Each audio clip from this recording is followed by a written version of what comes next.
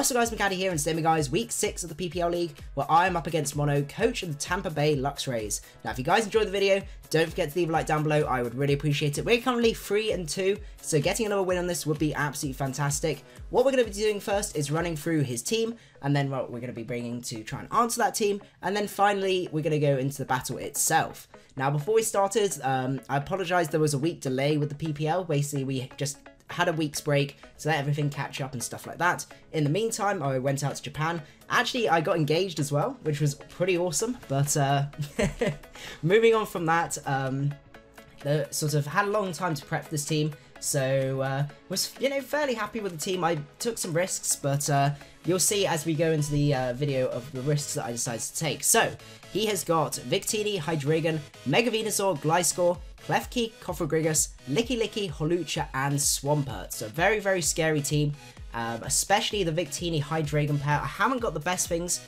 to be able to switch into a Victini or a Hydreigon, so it's going to be, it was definitely an interesting week in terms of team building. So his bulk is also very, very spooky and has a lot of things to be able to check. Things like Mega Pinsir with the Klefki, especially if that's Magnet Rise, and obviously Gliscor as well. If that's physically defensive, it can take hits pretty decently. Cofagrigus can also do things like take away my aerialates, then my double edges don't do as much. Well, basically zero because it's immune to it, which is always going to be a bit of a pain. So what we'll do is we'll run through the team that I've got. So I've got my wall-breaking Mega Pinsir with Double Edge, Quick Attack, Earthquake, and Swords Dance, meant to basically just wall break mid-game.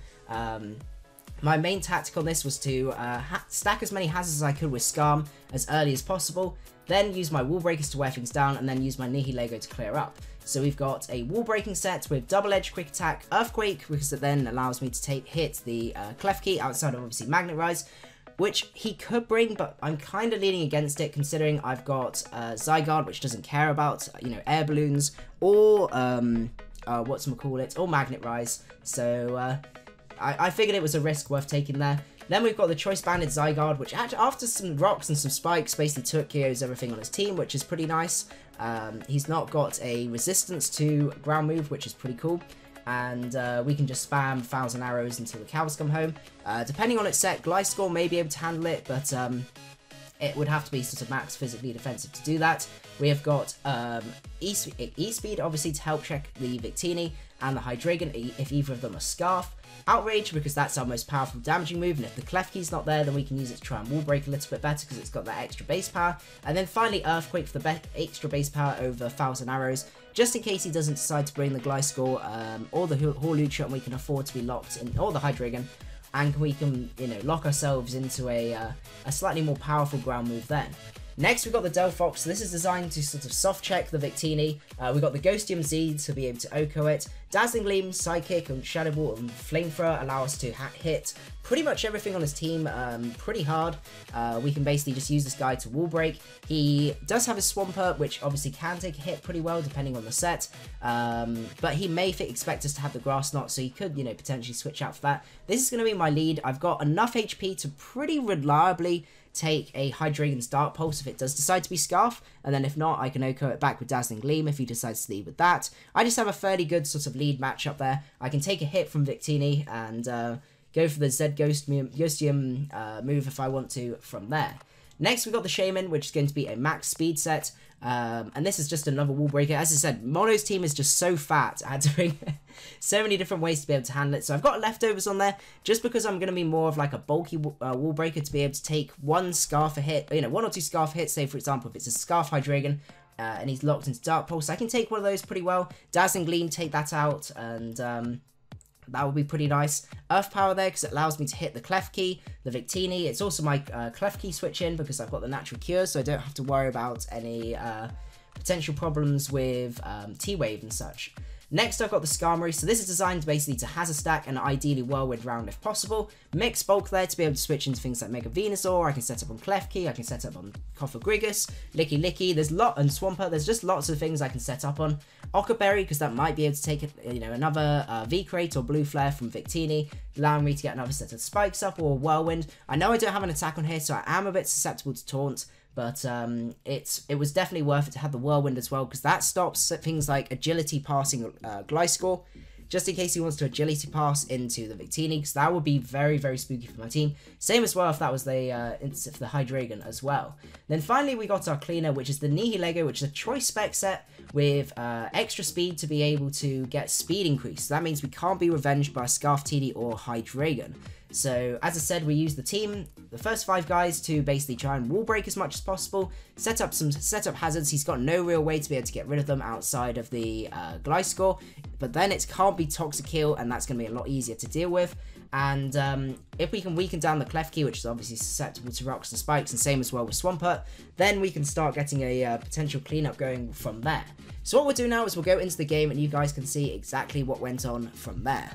Okay, so we are in at the battle, and as you can see, he has decided to bring the Hydreigon Victini, which I was expecting. Very, very scary offensive core.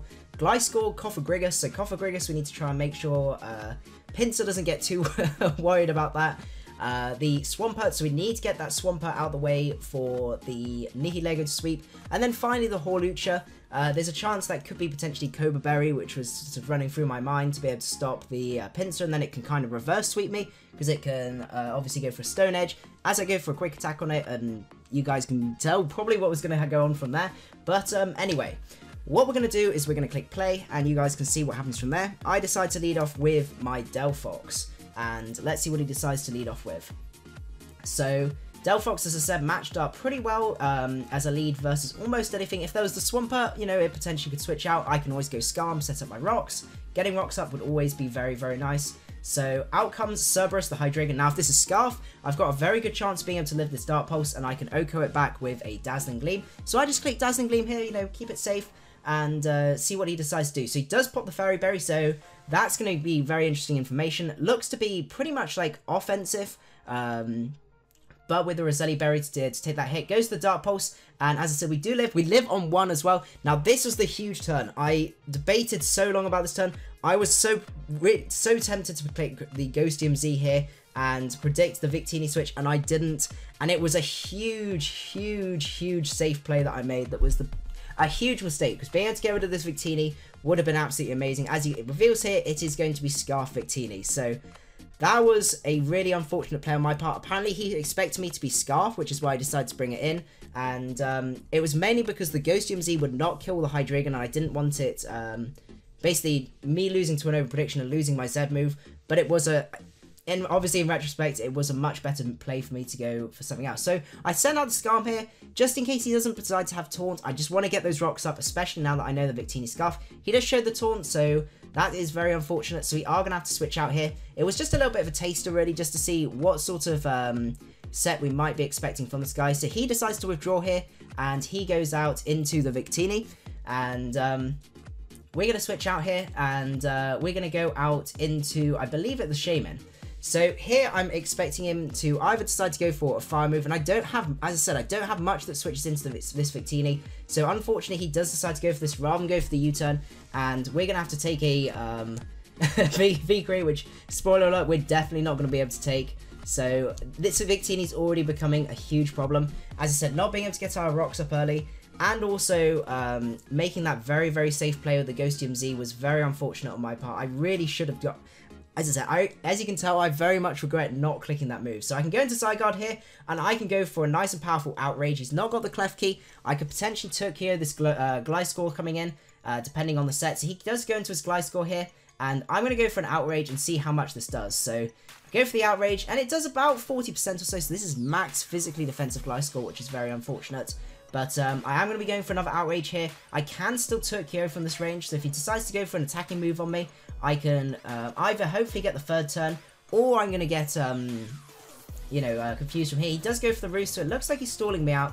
So that's unfortunate, but we're going to go for one more Outrage. So he's got Taunt Roost, so, the chance of this being some sort of Baton Pass set is unlikely from here.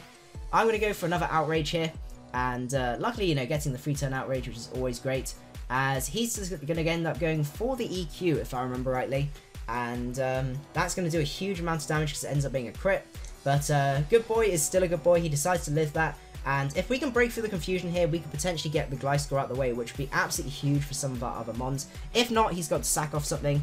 And because nothing really can take Abandon Outrage from here. It's 50-50, but I was willing at this point to take that 50-50. He decides to sack off Cerberus, which is great for me. Being able to take that out will be very, very nice, just because I don't have the best switch into a Dark Pulse, and being able to get some nice, a nice sort of kill from there just makes me feel a little bit better about my earlier play. As I said, you can probably still hear how annoyed I am at myself for not making that play. But he's now able to go into Victini, and because I've not been able to get those rocks up, he's going to be able to go for that U-turn, and we're going to end up being taken out from there. So he's then going to switch out, and I'm trying to remember what he decides to go into from here.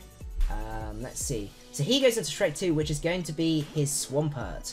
So this is one thing I do need to try and wall break on potentially, but I want to get my rocks up, so I decide to go for the Stealth Rocks here and see what he decides to do. He does decide to withdraw, and he ends up going out into Victini again. I know I can take that V-Create, because A, because I've got Sturdy, but B, because of the Ochre Berry, so I can set up another layer of spikes. At this point, I'm thinking I can check the Hawlucha pretty well with Quick Attack on my Pinsir, so I don't need it particularly.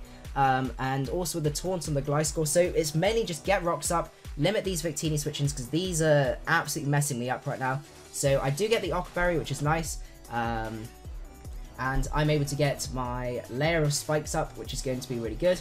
And that, as I said, that late game, that could potentially help me a lot with a potential Nihilego sweep, because at +1, I'll be outspeeding the Victini. I can obviously OHKO it pretty comfortably.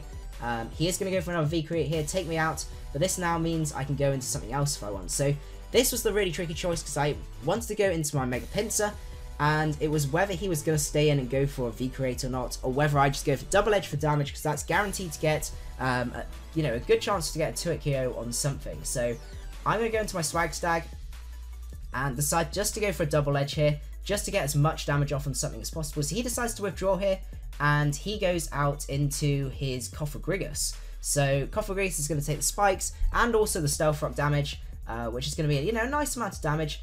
And I'm going to Mega Up here. Unfortunately, as I said, it was a very, very, very tricky choice of whether to go for a Swords Dance here or go for that Stone Edge. Oh, not Stone Edge, sorry. Or go for that Double Edge. So I decided to go here for the Double Edge. Looking at the damage, it was really hard to tell whether an EQ would take him out from there. And to be honest, I didn't want to particularly risk it, so I did decide to switch out here. In retrospect, looking at it again, I think the EQ probably would have taken it out. That's the trouble with Showdown versus Wi-Fi. Showdown, you can see exactly how much damage you've done, so you get a much better idea. So I do go into the Nihilego. As he has a fantastic Z move here, he goes for the Z move. I'm not going to spoil it so you guys can see exactly what Z move he's going to go for. So he does restore all his HP, so he goes for the Z Haze, which is fantastic. So that would allow him to check a +2 Pinsir while also healing himself up, which is really, really awesome. It's great to see moves like that being used. So he does go back up to full health. As I'm going to go for Power Gem. Looking at the calcs, I can still 2-hit KO this guy, which would be fantastic. So I'm going to get a nice comfortable 2-hit KO. Goes to him power, and even though this is quad weak stack, Nihilego eats it up absolutely fantastically, which is absolutely beautiful. So I'm going to go for another Power Gem.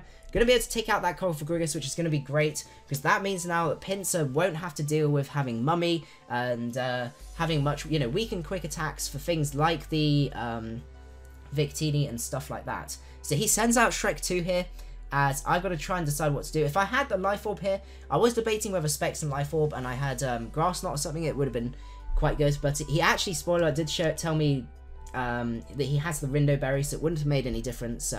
Anyway, so I go into Swag Stack here. I want to go on the offense just in case he decides to go for rocks here, as he goes to Earthquake. So that's fantastic for me, and I'm still unsure if this is going to have Rock Slide or if he's going to go for Roar here. So I just go for another Double Edge as he goes into Yo Fizz, and that's great for me because this guy actually turns out to be, as you will see in a sec, a Cobra Berry set. So he would have actually taken a quick attack after rocks with the Cobra Berry, even if I was at +2. So it was actually quite lucky that I went for the Double Edge there. So Pinsir getting, some good kills. Finally, I'm using Pinsir a little bit better this season, which is always good. So he sends out Shrek 2 here, and now I'm going to end up going down, or at least being very, very weakened by Recall from here. 2 quick attacks would not be enough, or at least 1 quick attack would not be enough to bring me down to a point where Nihilego would be able to sweep. So I do just go for the Double Edge for damage, and unfortunately it does mean that then Victini is going to be able to clean up by coming in and going and locking itself into Zen Headbutt, because now with the recoil damage, I'm going to be too far down from there. If I decided to go for a Swords Dance, he would have scored at me, and the result would have been the same. So maybe my better play in retrospect would have been to go for a couple of quick attacks, and then seeing if I could get him in Nihilego range, because then I would have a chance. But considering he was max for death, and I was doing less than 20% I think with respect to Nihilego, it was looking pretty unfortunate. So unfortunately, this Victini is going to be a massive problem. As I said, it was likely going to be, and I'm kicking myself so hard for not going for the for the Ghostium Z, because if I'd have done that turn 2, I'm pretty sure I had a much better chance of winning this game. So unfortunately, we are going to go down. That's going to be a 2-0 loss from there. A really, really unfortunate loss for us, but it's fine. We've got 5 more weeks to go, so we still got a chance of pulling it back. I think the league leader is still only 1 win ahead of us, if I remember rightly. So actually, I'll double check that, but wait, maybe 1 or 2 wins. But it's actually relatively close between a whole load of us. So actually, while we got a sec, I will quickly check so I can actually tell you guys properly. So let's go on to the league table and see. So I think that puts us in 6th overall, so still not bad. And yeah, 4 and 2 is currently the highest, and we are currently 3 and 3. So it's not, it's not unreasonable for us to pull back. We're still in the sort of midway, in the middle, but we still got a pretty good chance of being able to pull it forward from there. But anyway, guys, I do apologize for that game. That was, as I said, kicking myself a lot for this one, but it was still really, really good fun, and I had a really good time, and there wasn't any hacks, which I always absolutely love. So anyway, hope you guys enjoyed the video. If you did, don't forget to leave a like down below. I would really appreciate it, and I will see you guys later. Macadii out.